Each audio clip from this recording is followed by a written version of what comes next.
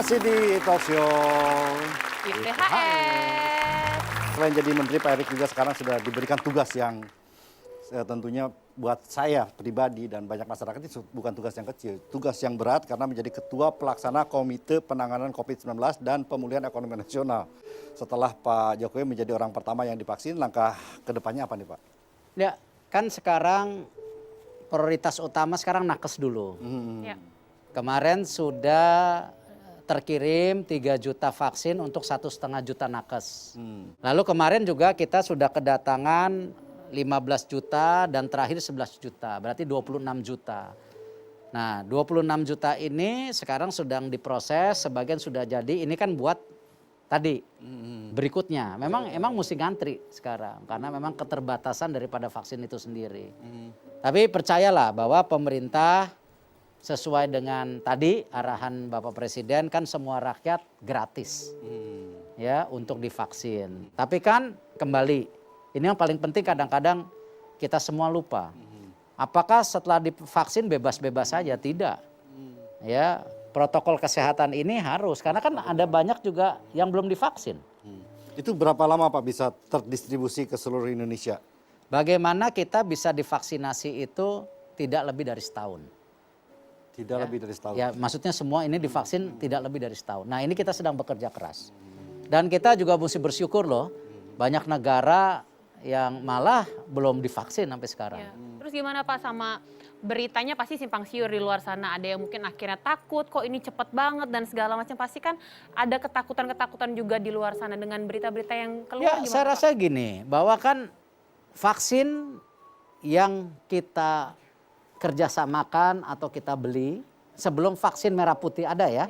Karena kan kita sedang membuat vaksin merah putih juga, di mana kami BUMN bekerja sama dengan 7 institusi, ya didampingi Menteri Kesehatan dan juga BRIN, Menristek. Kita coba bikin vaksin merah putih. Tetapi sebelum ini ada, kita juga harus membuat atau membeli vaksin yang sesuai dengan standar WHO, yang sudah melalui uji klinis. Jadi bukan beli sembarangan beli. Tidak mungkin kita berhasil menangani COVID kalau rakyat dan pemerintahnya tidak bersama-sama, tidak gotong royong. Kakak saya ya yang laki-laki terkena COVID sampai ICU. Kakak saya yang perempuan baru 2 hari yang lalu keluar dari rumah sakit. Ini nyata. Jadi bukan sesuatu yang kadang-kadang dibilangnya kurang apa? Erick Thohir loh yang ngerti vaksin, ngerti nanganin gitu bersama-sama Pak Menteri Kesehatan dan lain-lain. Keluarganya aja kena. Memang ya ini rahasia Allah yang harus kita jalanin.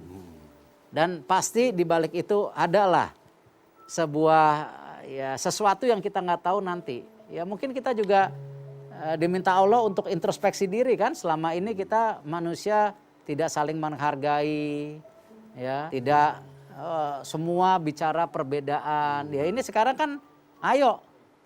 Kita harus sama-sama menyelesaikan COVID ini, nggak bisa sendiri-sendiri itu. Kalau bicara perang, kita semua sedang berperang dan musuh kita sama satu, yaitu virus yang ada sekarang, keburukan dan segala macam. Dan semua musuh itu hanya akan bisa dikalahkan kalau misalnya kita semua bersatu. Dan mudah-mudahan COVID ini justru mempererat hubungan antara masyarakat dan pemerintah, masyarakat dan masyarakat dan semuanya karena kita harus bisa seperti lidi. Lidi aja nggak mungkin fungsinya banyak kalau tidak disatukan. Kalau lidi itu menyatu bisa membersihkan yang lain. Assalamualaikum warahmatullahi wabarakatuh. Woi, belum.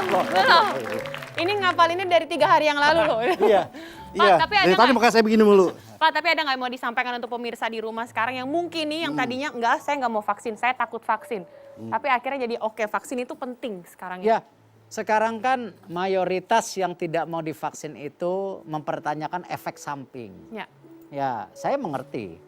Saya punya ibu yang usianya 81 tahun. Pasti sebagai seorang anak pun ya kita ingin memastikan tadi vaksin ini baik buat ibu saya. Kita tidak mungkin ingin membahayakan rakyatnya. Nah, karena itu saya sangat berharap ya program vaksinasi ini bukan mohon maaf yang ditakut-takutin oh di dalamnya ada chip gitu. Enggak ada chipnya, mau chipnya di mana gitu. Yang ada chip di film zaman dulu kan. Chip yang dulu ada tuh. Ya kan? Nah, jadi ini memang kita ingin menargetkan 70% penduduk Indonesia itu tervaksin supaya ada herd immunity. Ya. Dengan segala kerendahan hati, ya kami dari pemerintah tidak sempurna, kita banyak kekurangannya.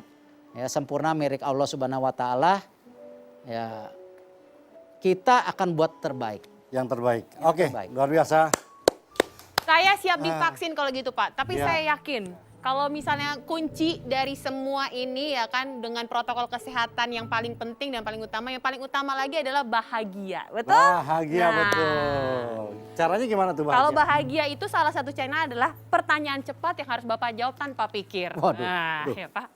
Kok siang-siang susah banget hidupnya.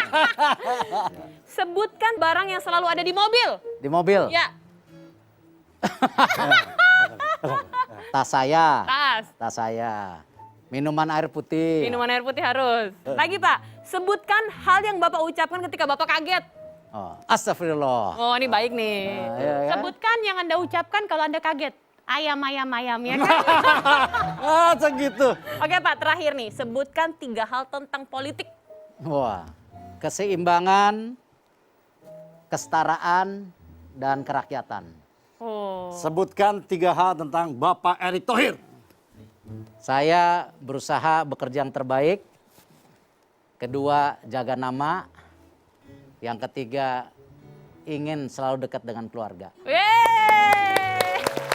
Tadinya saya pikir, wah ini ada Pak Menteri tegang nih kan. Aduh, ternyata alhamdulillah Pak Menteri. Tapi sebenarnya kita nggak perlu tegang karena kita juga mau merayakan ulang tahunnya TV One yang ke-13. Iya. Harus sih, saya pegang aja ya. Oh iya.